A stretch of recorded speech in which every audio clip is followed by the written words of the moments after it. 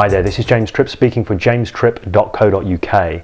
Now, I'm just walking through the town where my office is, and a thought occurred to me, an idea occurred to me, a message that I would like to share with you. It relates to the previous video that I created, the one where I was on the rooftop in Malta and I was talking about Wu Wei and doing without doing. It's an interesting concept, but I'd like to give you a tool, a way of thinking about it that will actually help you apply it in your life rather than just have it as an interesting concept. And it's based around a question. It's a two-part question. I'd like to ask you this question right now. And the question is, what is it that's missing from your life right now? And what is it that you're doing to keep it out? Now, this is an interesting question, and when people first hear it, it kind of doesn't quite make sense to them because of the way we are fundamentally trained to think. And we are fundamentally trained or conditioned to think in terms of, if I want something in my life, I need to do a bunch of stuff to get it. That's the way it works, you know.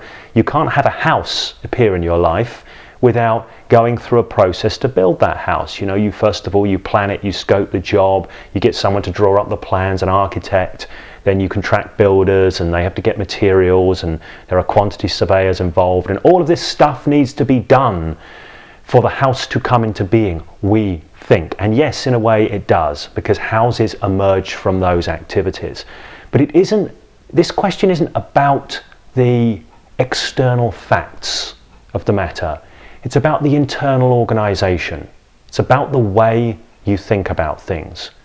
So what we're used to doing is thinking in this way. I want something in my life. I don't have it now, so the only place I can have it is in my future.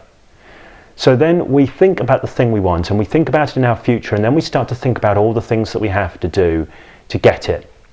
And we stack these things into our future, and as we do so, we stack things on top of ourselves that create pressure and create stress and create tedium, because there's all this mountain of stuff that needs to be done. And as we do this stuff, the only payoff for it is in the future. There is no payoff in the moment. Now, some people are good, solid workers, and they seem to be able to do this. I say that, but I'm not even convinced that's true. When I read entrepreneurs' autobiographies, the one thing that strikes me, and I've read a lot of biographies of different entrepreneurs, one of the things that strikes me about them all, even though they have different styles, is they are all creators. They are all creators. They tend to act quickly and on the fly. The reason entrepreneurs often have lots of failed businesses is because they do stuff on impulse. They do stuff playfully. They do stuff like kids.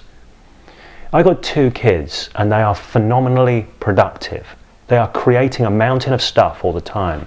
They are creating models out of boxes. They are creating paintings and pictures, and they create dances, and they create songs, and they create imaginative scenarios, and they are endlessly creating things into the world. And yet they never think in terms of, what do I want to do? What do I need to do it? They get the idea, they connect to the passion, and they act in the moment, and the action starts to generate the result. This is what entrepreneurs do. It's exactly what entrepreneurs do. You look and you see, oh, they've got lots of failed businesses, and then they've got the stuff that works because they act like big kids. They think, they play in the moment. Yeah, of course, they've got adult brains on them as well that can wrangle the technicalities and crunch the logistics, so to speak, and that supports them, but essentially they're creative. And you'll find entrepreneurs often will utilize other people to do the donkey work for them. They're there in the creative space. They're coming up with the ideas. They remove the barriers. They don't think, oh, well, I can't do that because. Now, let's get back to the question. What is it that's missing from your life? And what are you doing to keep it out? Let's look at business. I've coached a lot of people who are small business people, and a lot of the time when people start up, I was very much like this as well. They get caught in the sole trader trap. They are a one-man band, so to speak, or one-woman band, and they've got their business and they're trying to do it all themselves. They're trying to do it all themselves. This is different from a classic kind of entrepreneur's mindset, because entrepreneurs don't really care about doing it themselves. They're happy just to get it done. They want it done now, in the moment, not in the future, now. They want things moving now. So they will quickly recruit other people to do stuff for them, and they're very willing to do that. Whereas a lot of people that get caught in the sole trader trap, and if you've ever read the book The E-Myth, I think it's by Michael Gerber, he talks about this exquisitely, how people try and stay as a one-man band and they try and do everything because they think all those things are the things that need to be done in order for them to create a prosperous business. But actually in doing those things, they destroy their business because they destroy their motivation, because they can't keep up with the customers, because they can't do all the work. They start dropping the ball all the time. So by trying to do it all themselves, they end up keeping prosperity and success out of their lives. By letting go and allowing other people to do things for them and recruiting and enrolling other people, then they can become prosperous. But here's the thing, why aren't they doing that? Well, usually it's because there's some story they're telling themselves outside of their consciousness that, well, I can't really afford to employ somebody to do this, or I can't really afford to outsource that because I don't really have the money at the moment. Maybe when the business is in a better shape, I'll do this. Again, that's an example of something that somebody does that keeps something out of their lives. They're keeping the resources out of their lives, out of their business, that would move it forward because they're telling themselves a story outside of consciousness that they can't afford it right now. The question is, can they afford not to bring those people in? Can they afford not to outsource that particular job or whatever? Now, they don't know because they don't have the faith in themselves. They're not willing to invest themselves because they don't know that they absolutely are going to make it. This is usually the pattern that's running under the surface. And again, this is something they are actively doing. Again, they're telling themselves stories outside of consciousness about who they are. Well, I don't know if I'm really going to make it. They've got a lot of I can't bubbling up, what I call a lot of I can't. This is active cognitive processing. It may be going on outside of consciousness, but again, it's an example of stuff that people do to keep things out of their lives. Now, if you look, I loved Richard Branson's autobiography. What was it called? Losing My Virginity. I think that's absolutely great. Now, I know Richard is a master PR guy, so he's going to be framing himself. He's going to be telling a particular story of himself in the world, and that's part of his expertise set, that's part of his skill set. But you look at Richard Branson in that, and he is a fantastic example of this. He's a guy with a big grin and a notepad who gets excited about ideas and has lots of conversations with people about them. That's pretty much how the guy is, you know. And I love this interview with him at some point. It was at a business conference where somebody said, "Hey Richard, when did you decide to get into business?" And he's all thrown by this and confused and said, "Well, I never decided to get into business. You know, I just create things I like." So he didn't decide to get into business because that isn't how Richard Branson operates, I believe. I mean, if Richard, you're watching this, please do give me a call and we can and set me straight on this. But he doesn't operate like that. So, because deciding to get into business is something you're placing in the way of just going into the world and expressing your ideas. If you say to yourself, well, I'd really love to create stuff, but first of all, I need to get into business. If Richard thought like that, that would be a barrier he would be placing in his way, because he'd be placing this thing that said, I have to get into business in the way. It's not about the facts in the world, remember, it's about the internal organisation.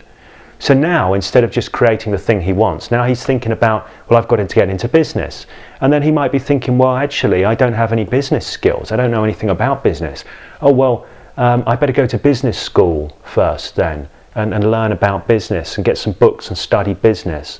Yeah, when I get this whole business thing licked, then I can get into business and then I can create some cool things. But Richard never thought like that. He just had an idea and got busy doing it right then and there in that moment because he is a creator. And this is what creators do. Creators connect to purpose. They connect to vision. They light a fire inside of themselves and then they do what is in front of them that's going to contribute to that. It's a creative mindset. It's the same as a sculptor or a potter or somebody who works in clay, for example, gets a big hunk of clay and the vision is inside of them and they just start working the clay. They don't rock back thinking, well, I'd really love to make this thing, but first of all, I'd need to know how to make it. Yeah, I definitely need to know how to make it first. So how am I going to find out how to make this thing? They don't do that. They have the vision, they connect, they create. So whatever it is that you want to bring into your life, whatever it might be. I was coaching somebody just the other day who is a coach. They are a coach, or they have coaching skills. And they're doing this classic thing that a lot of people do. Well, you know, I would like to at some point be a successful coach. And I'm thinking, listening to this, thinking, well, be it now, right now. Because you can be a successful coach just by getting excited about coaching and coaching people right now. There is nothing that needs to be done. But again, obviously on some level, there were some things that he was placing in his own way. I don't want to do that. Often when I sit down with clients, I don't want to say, what is it you want to have in your future? Where is it you want to get to? You know, where are you aiming for? Where do you want to be in 5 years' time? I'm not interested in that. I want to know, what do you want to create into your life right now? What's the difference you want to make now? Because the differences that you make now are the only differences that count. They are the only differences that count. So if you're inspired, if you want to create, if you want to make things happen, if you want to start making your life absolutely rock, start right now. What would you love to bring into your life right now? Make it a present tense project. Carve out time in your life to spend with that thing because it's awesome. Play like a kid. Create like a kid. Do this and you will bring wonderful things into your life. I absolutely promise you. I know this might be hard for you to wrap your head around because you went to regular school, which trains you to be a good worker bee, a good drone, to be a tool for other people who are creators. That's what schooling does. It turns us into tools for people who are real creators to utilize and use. It's crappy like that. Don't get caught in the trap, because your life will become more fulfilled and more prosperous when you become a creator. You shift to a creation mindset. Don't be a tool for other people. Create for yourself, for your own life, for your family, for the people who are important to you. And get in there and do it now. So if there's anything that's missing from your life, if there's anything that's not there, or if there's stuff that's there that you would like more of, look very carefully.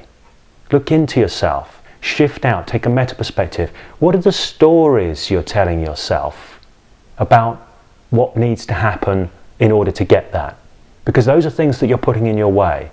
What are the stories of lack? What are the stories of I can't? What are the stories of, well, the world isn't like that? Because there'll be a whole bunch of thinking and a whole bunch of ways you're looking at it that you're putting in your way. That's what the question is asking. What is it that you're doing to keep that stuff out? What is it you're doing in your head? Because I promise you, when you remove this, when you stop doing that and you connect to your purpose and you become free, you will create, and you will create in that wonderful, playful, spontaneous way, and it will bring you fulfillment and prosperity. Okay, thanks for listening to that message. It's an add-on from the previous one. If you have any questions about this, you would love to know more, please do utilize the contact section below, the comments section below. That's what I'm asking for there. That's what I'm looking for. Ask any questions you like, and any feedback that you have for me as well will be warmly appreciated and received.